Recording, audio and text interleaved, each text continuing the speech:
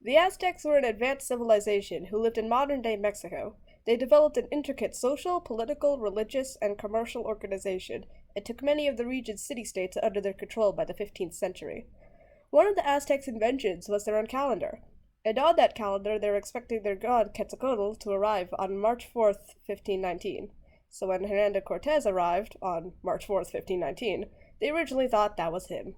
Hernando Cortes was born in Medellin, España, and died December 2nd, 1547, at the age of 62, near Sevilla, España. Hungry for power and adventure, he set sail with 11 ships and 500 men. In 1519, he arrived on the Mexican coast at Yucatan Peninsula. Alright, these people probably have a lot of gold for us to take. Wow, this person isn't from here. He must be Quetzalcoatl! Look, Indians. We need to defeat them. This battle at Tabasco is the first meeting that Cortes had with the Aztecs. He met resistance by them, but he overpowered them. Because of that defeat, the Aztecs gave him supplies and 20 women, including an interpreter called Malintzin, also known as Malinche or Doña Marina. She was a very important member of the group, and she was the translator for the Spaniards. Onward! After a few months in Yucatan, Cortes decided to head west. Cortes was so determined to conquer Mexico, he even burned his ships to make sure they could not retreat and return empty-handed.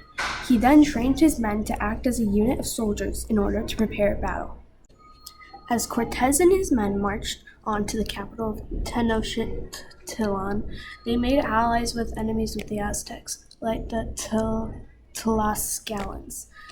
On November 1519, Cortes and his men arrived in Tenochtitlan. Wait a minute, he's not a god. If we give you gold, will you go away? Gold! Yes, please don't attack us. We'll need more gold for that. Okay, fine. Now can you not attack us? Attack! Even though the Aztecs had more soldiers, their weapons couldn't compete against the Spanish guns. And just like that, Cortes had won. Cortes was then able to immediately take Montezuma hostage. The Spaniards then murdered thousands of Aztecs, and Montezuma died under Cortes's custody.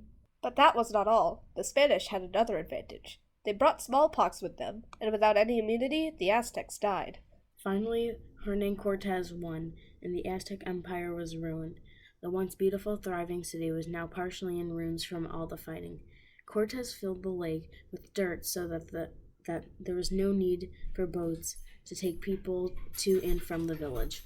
The new city became what was known as Mexico City. By this time, most of the Aztecs were dead because of fighting or smallpox. Now Spanish settlers were there, and the Aztec Empire was over.